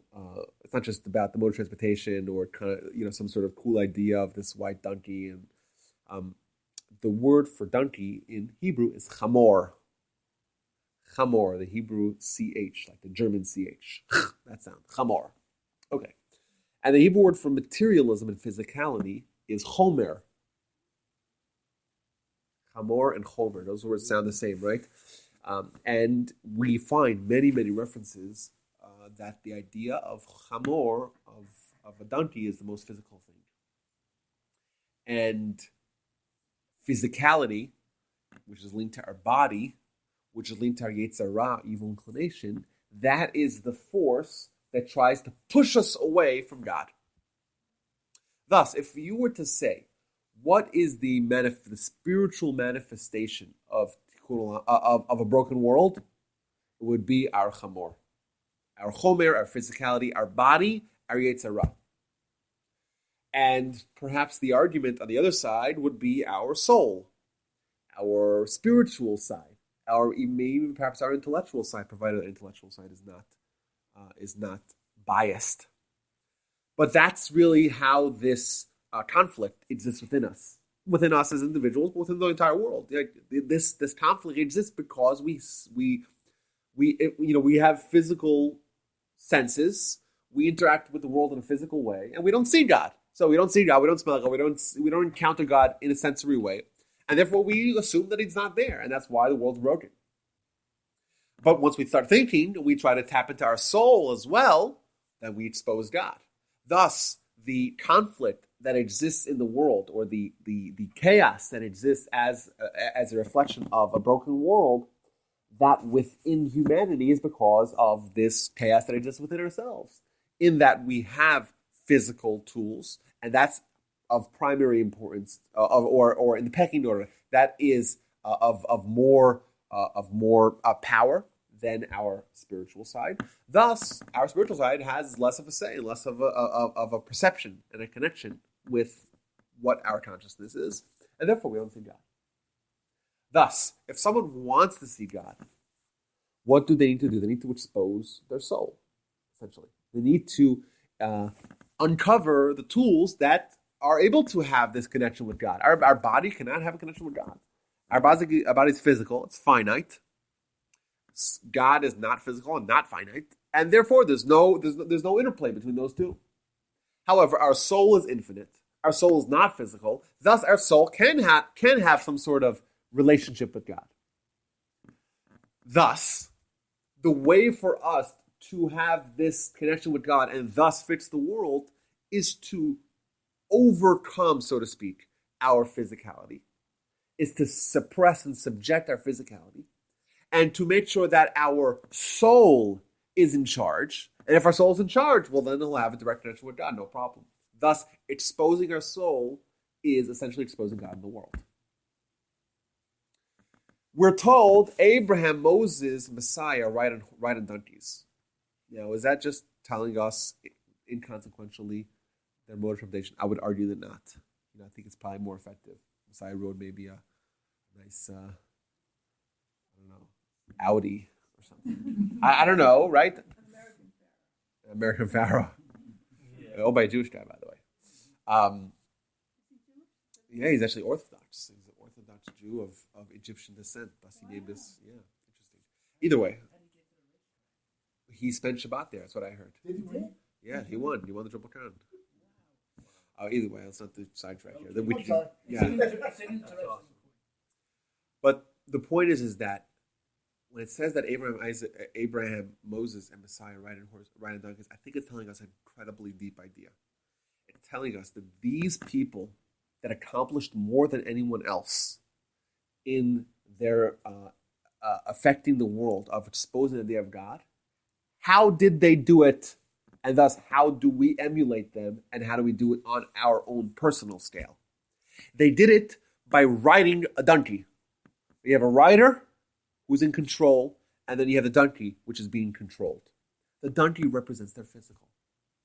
They were able to flip the switch, or to turn it all around, where it's not their body, their physical, their Yetzer Hara, their evil inclination, controlling them, telling them what to do, pointing them in the way that they ought to go. Rather, they were in control, and they suppressed, they subjected, they were on top of their donkey, so to speak. That behavior, that accomplishment is what exposed their soul, so to speak. Their soul was in control of the body, not the other way around. Thus, they had this relationship with the God. Thus, they fixed the world. They fixed the world with the kingdom of God. That's what it's telling us. There's an implied thing there. They didn't eradicate the donkey. They didn't eradicate Yetzer Hara. They controlled it and used it for proper purpose. Which is what it's meant to do. Right. Yeah, the rabbis don't advocate eliminating Yetzer Hara either. Right. It's necessary. Asceticism is not a Jewish idea. That's right. 100%. Good point. Being in control. Yes, absolutely. Now, we talk about the Torah. I think that maybe one of the most common questions that I get about the Torah, we view the Torah as being this tool that we're going to use to fix the world. Fix ourselves and fix the world. That's what it is. You said there's 2,000 years of Torah. What does that mean? 2,000 years of Tikkun Olam via Torah. That's what it means, right? How is the Torah going to affect Tikkun Olam? That's one of the great mysteries, right? You open the Torah and you see lots of restrictions, lots of laws, lots of prohibitions. Don't do this, don't do that. Don't eat this, right? Don't eat that. Right? Don't sleep with this person, don't sleep with that person. Don't do this in Shabbat, don't do that in Shabbat. Right? All these restrictions. And the common question you get, does God really care if I eat cheeseburgers? Is that really so important to God? Really? God, creator of heaven and earth and all the cosmos, that's what's important to him? Is it so important, what kind of shaver I use to shave my beard? Is that really so important? That's a good question. But I think that an argument can be made that essentially the Torah is doing more than any other, method of instruction. It is creating this dynamic where we are in control of our physical. It's possible that indeed a cheeseburger, there's nothing immoral about it. That's a very good argument. However, what the Torah is telling us, this is God speaking here, I want you, Mr. Jew, to do Tikkun Olam. Because that's your mission. That's what's going to bring you the most sense of accomplishment and meaning in your life. That's what I want. However, you have a major impediment and obstacle to doing that. You are innately driven, right? And you're innately controlled by your donkey. You actually have a donkey on your back, and he's guiding you. That's what's happening. And the only way for you to have a meaningful life in the capacity of Tikkun Olam, the only way for you to do that is to make sure you switch that dynamic. Well, how do you do that? You got to pull the guy off your back. Well, how do you pull the guy off your back? You suppress him. You control him. You moderate him. You harness him. You limit him. That's how you do it. And slowly but surely, you unburden yourself from that control of the Yetzer Hara. That's what you do it. So it's possible. I'll make the argument. It's possible that yes, the Torah it's maybe not eating this, not eating that, not doing this. All that's arbitrary. Let's assume that you're right. It's all arbitrary. But still, the end goal is that who's in control. Once you overcome your inclinations and you tell it, no, I'm not doing this. Why? Well, maybe on its own in a vacuum, indeed, maybe there's nothing immoral about doing all these things. Writing 2 letters on Shabbat, is there something so immoral about it? I don't know. Maybe there's a good argument to me that's not. However, when you say I'm not doing something because God told me, right? Even though I want to do it, so that I want, really, the donkey who's on top of me wants. I don't want. My soul doesn't want it. I feel like it's me because that's who's controlling me. But when you change that dynamic, when you say no, even if you're saying no to something which is immaterial, but you are denying your donkey what it wants, you are slowly becoming more in control. And therefore, you're exposing your soul to these new realities, to the idea of God. You are now, you're enabling yourself to become a conduit of Tikkun Olam. You might not even realize it. But now, once we talked about this thing, that's how the Torah works. Perhaps the Torah is honing us and making us into beings, tools that are capable of tikkun olam. We don't know it. We don't see it. We don't connect the dots. We don't say how does all the Torah's mitzvahs, how do they contribute to me becoming a better person, me being in the world better, making the world better? We don't necessarily know how it works, but now we have maybe some sort of understanding of how perhaps it can work by creating this dynamic where we take control of our lives. We hop on top of the donkey. Once you're on top of the donkey, well, that's what Abraham did. That's what Moses did. That's what Messiah, the idea of Messiah is all about. And we see how it works. Right? We see that if you want to bring the idea of God into the world, how are you going to do it? Is that the significance?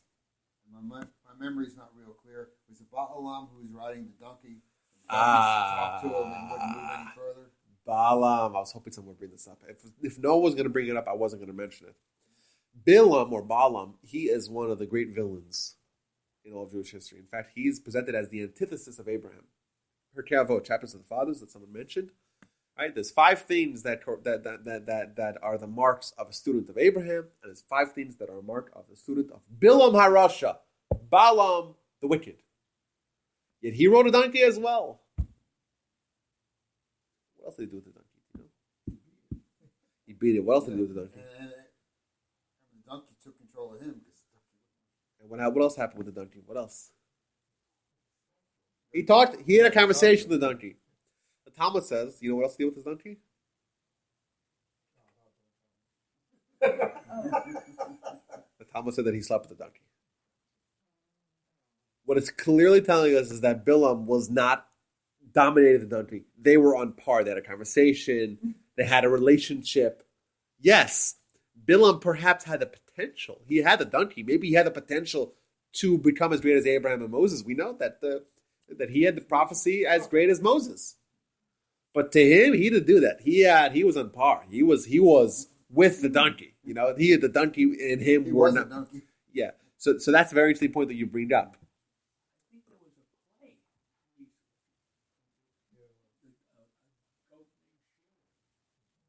That what?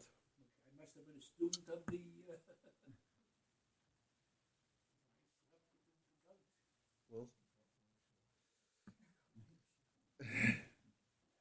Well, that's that. Now, this is. I want to try to now bring this to us. Okay, so we talked about kind of big picture Jewish mission, Jewish destiny, Jewish purpose. We saw about how Abraham, Moses, and Messiah, that 3-pronged process of progressively fixing the world. And we also saw a deep secret as to how they actually do it and how the Torah is going to be the greatest tool that we could have to enable us to fulfill this mission. I want to talk a little bit about us as individuals. And not only that, I want to talk maybe as at least one mitzvah we'll talk about how that actually brings us towards this on an individual, personal level, towards tikkun olam in our own lives. So we find, this is what you mentioned, I told you we're going to bring up later on. We find in the Talmud the idea of a child in utero studying the entire Torah.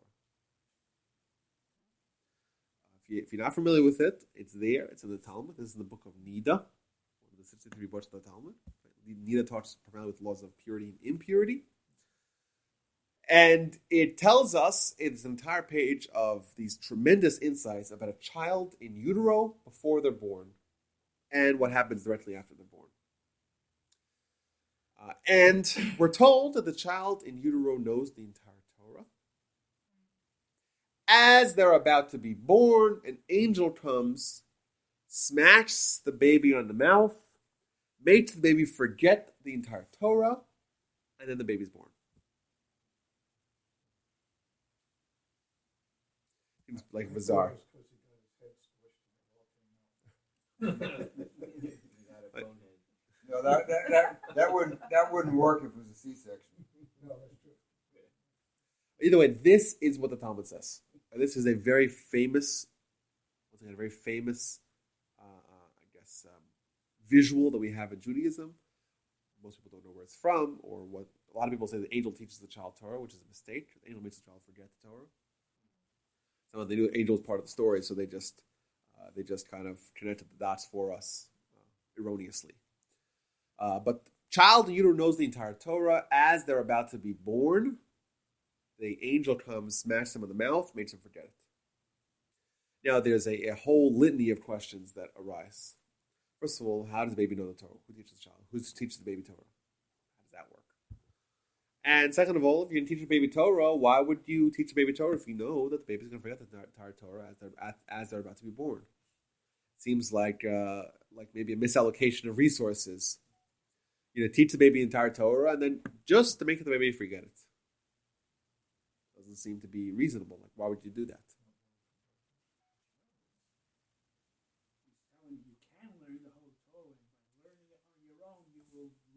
Okay, but then you're fudging what the Talmud says. It's not what the Talmud. I would agree with you if it was ambiguous, but it's not what it says. Child knows the entire Torah. As the child is about to be born, angel comes and smacks him in the mouth. What does that mean? And makes him forget it. Seems to be like a very mysterious, very peculiar, very intriguing. The ideas are very interesting. There's something of power with creation. If the Torah precedes creation of the world, and then we create the world, and there's no Torah in the world, so isn't that kind of like being smacked in the mouth and using the Torah? So you're making what you're trying to say essentially is that the world at large and the world which is a human is kind of parallel. In fact, we do find in Jewish writings that the man is called an olam katan. Man is called a small world. A man is called a small world. So yes, there does seem to be this parallel that exists between the world at large and the world that is man. I do think that there's room to go with that idea. Very interesting. But I think some good questions exist, right? Why would you think Shal Torah? What does it mean the child knows the whole Torah? What does it mean smacking with the mouth? What does it mean forget it? Why, what's the value of this? Why do we need to know this? Like, how does this impact us? Let's assume it's all true. Then so what? What does it mean for us? What can we glean from this lesson? So either way, I want to maybe go a little inside baseball here, but I'll try to if the textual particularities bore you, I'll tell you when to wake up. Okay. So the Talmud. You go ahead. I had a question why would be given this knowledge in utero, and then I was thinking about just the word forget. The angel comes along and how can they forget? If I forget something, it's not gone forever. Ooh. I have to have something. So it's still there. Isn't it? Because Very interesting. If Abraham can find it within himself, can't we? What a callback. That's an amazing callback. We know Abraham did it. There is precedent for this. Abraham did it. Abraham managed to uncover that Torah. So it's there. Abraham got it. It's an amazing point. You guys are a great audience so far. I had one question. Yes. I thought, what would be the point of giving the Torah? You'll get to it to the child in utero, or even because I'm presuming that the child does not have a soul under the idea that the nefesh does not reside within the physical body until 30 days after birth. So why would you give this information to somebody who's not even technically somebody? Good question. But it's based on a false presupposition. So, because we do find another Talmud. This is from Sanhedrin, back to Sanhedrin. We mentioned Sanhedrin before. Earlier we mentioned Sanhedrin with regards to the 6,000-year world. Page 97a. This is from Sanhedrin 91b. Now, A and B, by the way, if you don't know, if you ever hear that mentioned, A is one side of the page, and then B is the other side of the page. It's not. That's all it means. So let's just go back to this. So Talmud Nida says a child in utero knows the whole Torah, angel comes to forget them, and they're born. Now, it brings a source from the book of Genesis. The book of Genesis says, Lefetach chatas rovetz, at the entrance sin crouches. And that is the source that the Talmud uses to support the idea of a child forgetting the entire Torah. Because at the entrance of the world, sin crouches. Because if you don't know Torah, you have room to sin. That's a simple understanding, right? That's a verse in Genesis, when God talks to Cain. He tells him at the entrance sin crouches, and the Talmud uses that as a proof, textual proof, for the idea of a child forgetting the entire Torah in utero. It said this is inside baseball. If this bores you, I'll wake you up when you need to be woken up. Now, that's the book of Midah 30b. In the book of Sanhedrin 91b, it asks the question, when does someone get a soul? And when does someone get a Yetzer Ra, an evil inclination? And it says that someone gets a soul at conception. Now, you agree that there is something that changed that 30 days after birth, but not this. Someone gets a soul at conception. And someone gets a Yetzer Ra, an evil inclination, at birth. And the Talmud proves it. And you know what verse it brings to prove? At the entrance, sin crouches. The Fetach chatas rovetz. The same exact verse that it used already for something else. And as we know, when the Talmud uses verses to deduce laws, it can use one verse for one law. One verse for one idea. Thus, ask the great commentator of the Maharal, how is it possible, how is it fair, how is it reasonable to use the very same verse in Genesis, Lefetach chatas rovetz, at the entrance, sin crouches, in one place in the Talmud to tell us the child gets the entire Torah at birth, in the other place the Talmud tells us the child gets the Yetzer Ra, the evil inclination, at birth. They seem to be two disparate ideas. How could he use it from one verse? That's the question that is asked. And he answers as follows, and this is where you wake up, guys. At birth, at conception, child gets a neshama, a soul. And the soul does not need to be taught Torah. Why? Because the soul knows Torah innately. Remember, the soul is something entirely different than anything we are familiar with. The soul is infinite. The soul is pure. The soul is not physical. Thus, the soul knows Torah innately. The soul is this purest manifestation of spirituality we could possibly imagine. Thus, if you were to disassemble the DNA of a soul, you would find Torah. Thus, the child in utero knows the entire Torah, not because it's taught, rather because it's a soul that does not have the influences of the Yetzer Ra. What happens? At birth, only one thing happens. That's why you only need one verse. Only thing that happens is that the Yetzer Ra is swept over a person. And as a result of that, they forget the entire Torah. Not that it disappeared. They still have a soul. But the soul is buried beneath this mountain of influence that comes from the Yetzer Ra. It's there. You could get to it. If you're Abraham, you did get to it. But how'd you do it? By clearing away the Yetzer Ra, by getting on top of the donkey. If you're able to get on top of the donkey, you will have the Torah as well. You'll revert back to the child in utero before he gets the Yetzer Ra. You'll know it innately because you have a soul. That's how Abraham studied Torah from himself, right?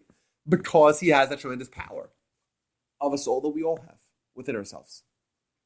And you can study Torah within, you can study Torah with nowadays, you can study Torah from without.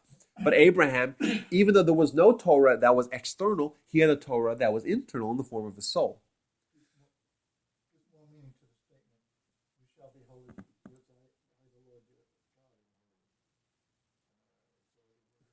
Yes. And I would say even more than that. The verse in Deuteronomy, it says that you don't have to go to the heavens. You don't have to go across the seas. It's close to you. It's exceedingly close in your mouth and in your heart to do it. It's there already. We don't need to go anywhere to do that. By the way, there's a lot of proofs to this idea, but it's evidence just on what the sources that we brought. But what does this mean? It means our soul knows the entire Torah. What happens at birth? We get our own little broken world in the form of a Yetzer Ra, in the form of the evil inclination. As a result, we forget the entire Torah. Not that it disappears, rather that it disappears from our consciousness. Our job in life as individuals is to do a tikkun olam in our own personal world. which means to uncover the glory of God, the kingdom of God that exists within ourselves in the form of our soul. And if we do that, well, we'll know Torah innately. Of course, we'll know Torah innately. And that's what Abraham did. Abraham had a much harder job than we have, because we can use Torah as a tool to affect that change, to harness that donkey. We can do that. He didn't have the Torah from without yet. He had to do it on his own, right? But he did it, and he got the Torah. He studied Torah, and he was on the donkey. He controlled the donkey. His Yetzer Hara was no longer an influence over him. He controlled it. He didn't make it disappear like you mentioned astutely, but he had the full reins. But our job individually as people who have responsibility on a personal level to do Tikkun Olam, that kind of parallels the universal vision of Tikkun Olam, which means to bring out the idea of God that exists within us already, but it doesn't exist as a baby's born. Baby's born and just left out of the wild. The idea of God will never surface. Why? It's there. It's ready to be exposed, but it's covered by a lot of schmutz. It's highly sullied under a very, very formidable force in the form of the Yetzer Hara. And I want to say one more point here, kind of just give a little illustration of how we go about doing that via mitzvahs. So I already mentioned in general, the idea of a mitzvah is to chip away at this influence that we have on our soul. It's to make a little indentation mark, a little puncture in this mountain that covers our soul, or in this donkey that we're schlepping with us at all times. Whichever illustration, whatever metaphor works for us. But it's mitigating the power of our Yetzer Hara. That's what it is. And exposing a little bit, creating a slight link between our soul and our consciousness. That's mitzvahs at large. But I want to share with you one mitzvah. In fact, it's the very first mitzvah. It's the mitzvah given to Abraham. What's the first mitzvah given to Abraham? The first mitzvah given to the Jewish people, essentially. And the first mitzvah that a child accomplishes.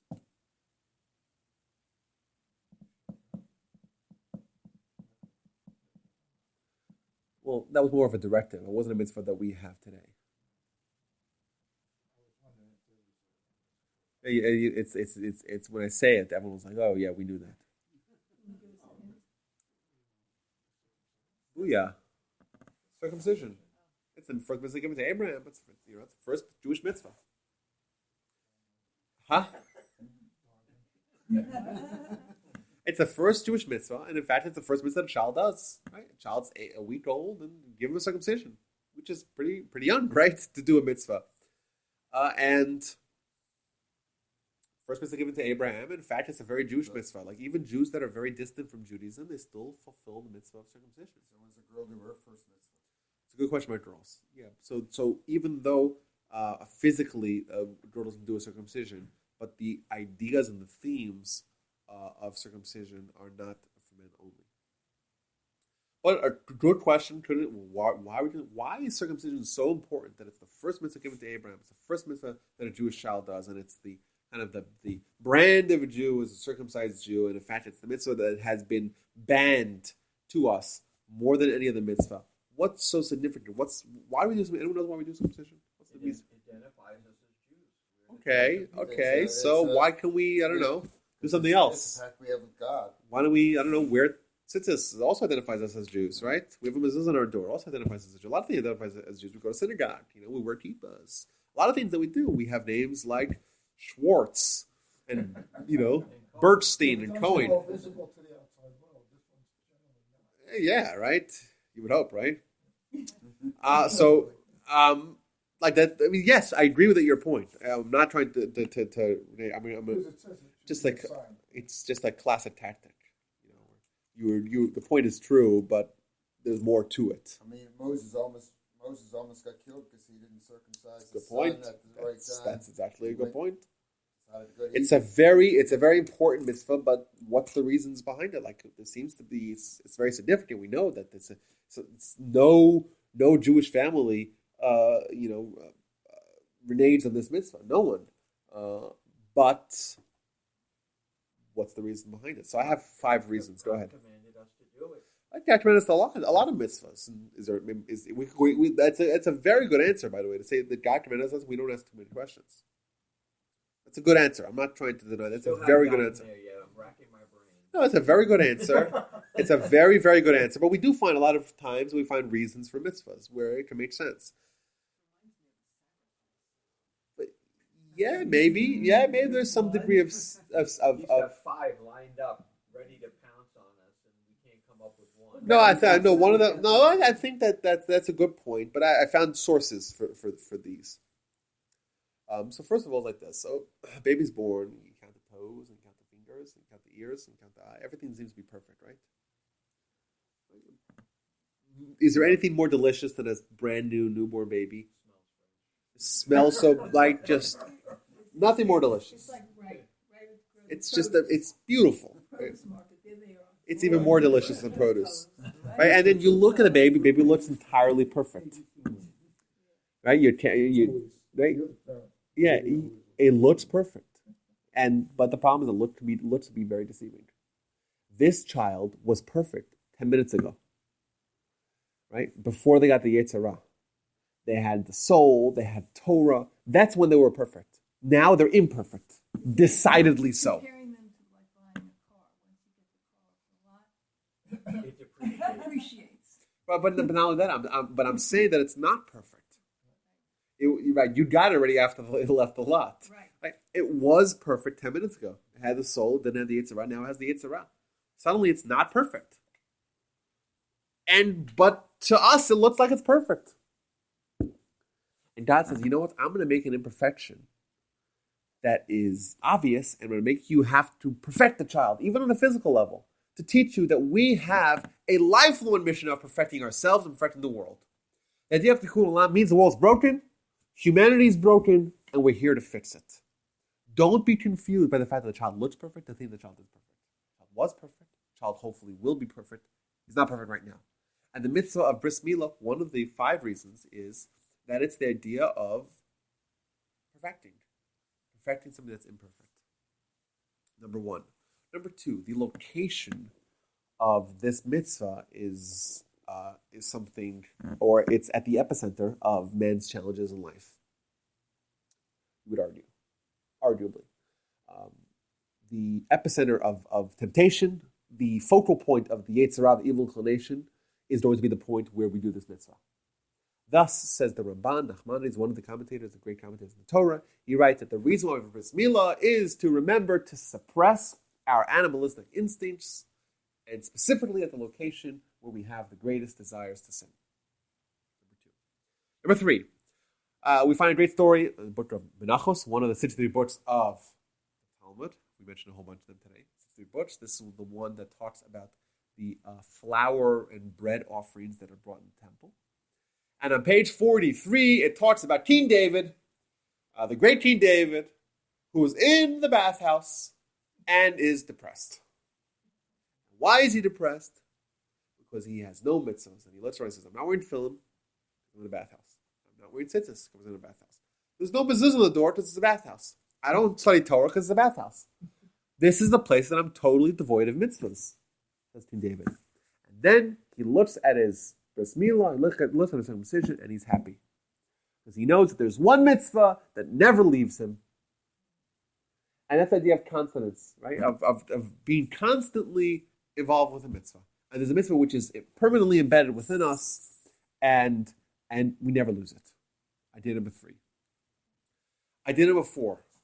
The mitzvah of circumcision is not merely to cut off foreskin.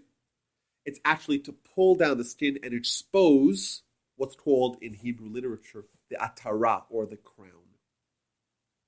If you guys remember all the way at the beginning of our discussion, many moons ago, many hours ago, we talked about the first time it mentions the word Tikkun Olam. And it says, L'taken olam b'malchut shakai, to fix the world with the kingdom of God. In bris milah, we do a mitzvah of exposing a crown. The symbolism is that the mitzvah is about a representation of all mitzvahs at large, which goal is to fix the world by bringing down by exposing the crown of glory of God. And that's manifest in the physical mitzvah of circumcision. And lastly, we know that this mitzvah was given to Abraham. And to be part of, like you mentioned, and I said I agree with your point, and that is that this is the brand of a Jew. This is the Abrahamic fraternity, and we're part of it, and we're happy to be part of it. And in fact, the Gentiles, they don't like that. And that's why the mitzvah of circumcision has been banned more than any other mitzvah. Right? And Titus IV said if you give circumcision, I'm going to take the mother and the baby and chuck them off a cliff. Right? Hadrian in the 2nd century said he banned circumcision on pain of death. Even as recently as this past century in Soviet Russia, circumcision was banned on pain of death to Jews. Thus, we see that there's something uniquely Jewish about this mitzvah. This is what Abraham did. This is how we joined this mission. Essentially, I want to make the argument that these 5 themes are different elements of what the discussion that we had today. Five reasons for one mitzvah, but these are 5 different components of everything we mentioned today. Number 1, we're not perfect. Circumcision is demonstrating that we're not perfect. Yes, the world's not perfect. We got damaged goods by design, of course. We individually are damaged goods, right? We're not perfect. We're broken. We need to be fixed. The world is damaged. The world's not perfect. It's broken. It needs to be fixed. We do the mitzvah to demonstrate that. Number 2, revealing the crown. Right? Our goal is to bring Tikkun Olam, to reveal the crown of God. Number 3, how do we do that? How do you reveal the crown of God? Well, you have to expose it from within yourself. Well, how do you do that? You have to get rid of the donkey that's on top of you. Right? You have to cut through this Yetzer Hara. Right? You have to overcome and suppress your instinct. Says the Ramban, the reason why we do circumcision is because that's at the point of the greatest temptation of the Yetzer Hara. And we show there to suppress the Yetzer Hara. That's the way to do that. That's the way to fulfill the Tikkun Olam. And this is the Abrahamic fraternity. Like, this is what Abraham started. This is all started with the beginning, with the chaos, and Abraham emerges, and he starts this, and he gets this mitzvah.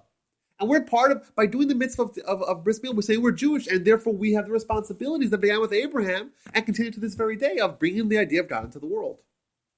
And lastly, this mitzvah is so important because of what it represents, that we have to have this with us at all times. We cannot walk into a bathhouse and suddenly be devoid of this important message. It has to be with us at all times. Thus the idea of King David in the bathhouse. So essentially we find that this first mitzvah, which is Abraham's mitzvah, was the first thing we do to a kid, which is something that, we do because we're Jewish, but there's so much meaning and purpose and insight behind it, because this mitzvah shows to us what it means to be Jewish, what's the Jewish mission, what's the Tikkun Olam, what's the world all about, what's this universal vision that we have been touting for time immemorial.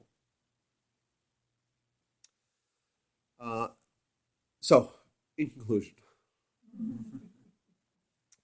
I think that we can safely say that Tikkun Olam is not something small. It's not something limited to picking up cigarette butts on beaches or doing goodwill or giving charity or doing any mitzvah.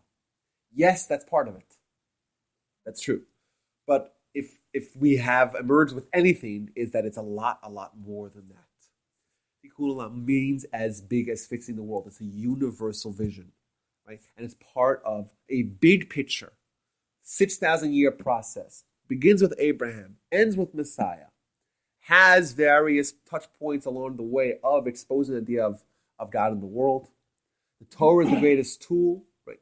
What is our greatest hindrance in doing that? We have it at birth. We get to see Yetzer Hara, and that disrupts this equilibrium that would be wonderful if we just had the soul. It would be fantastic. We would have the soul, and then we have God, and that's it. We're good to go. And that's change. We have to undo that. That's our life's mission. And the Torah is the greatest tool we have to undo that. And we saw how just even one mitzvah of circumcision, that actually is bringing out all these different variables into the fold. So I think that perhaps we have a greater clarity in what it means to be Jewish, in what the responsibilities are of being Jewish.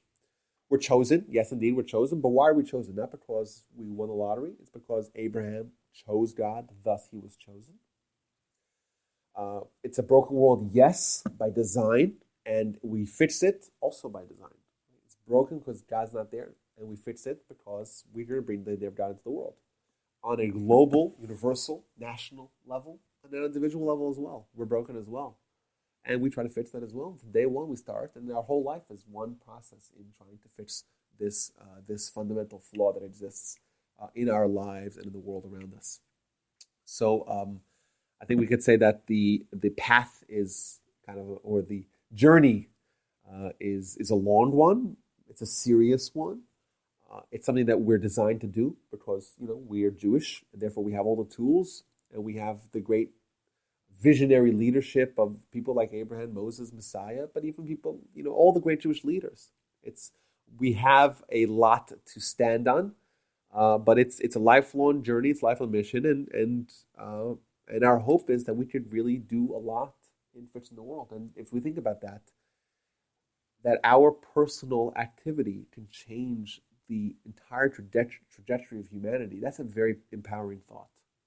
Just the thought of my activities, my actions here have global consequences. That makes our life more meaningful. So the goal is that we take these lessons to heart and we use that to become better people, to expose more of our soul, to overcome more of our donkey, to become more in control. We help people, of course, that will be a direct result of that. All the other things that we're familiar with that we're told is Tikkun Olam, that comes as a natural consequence.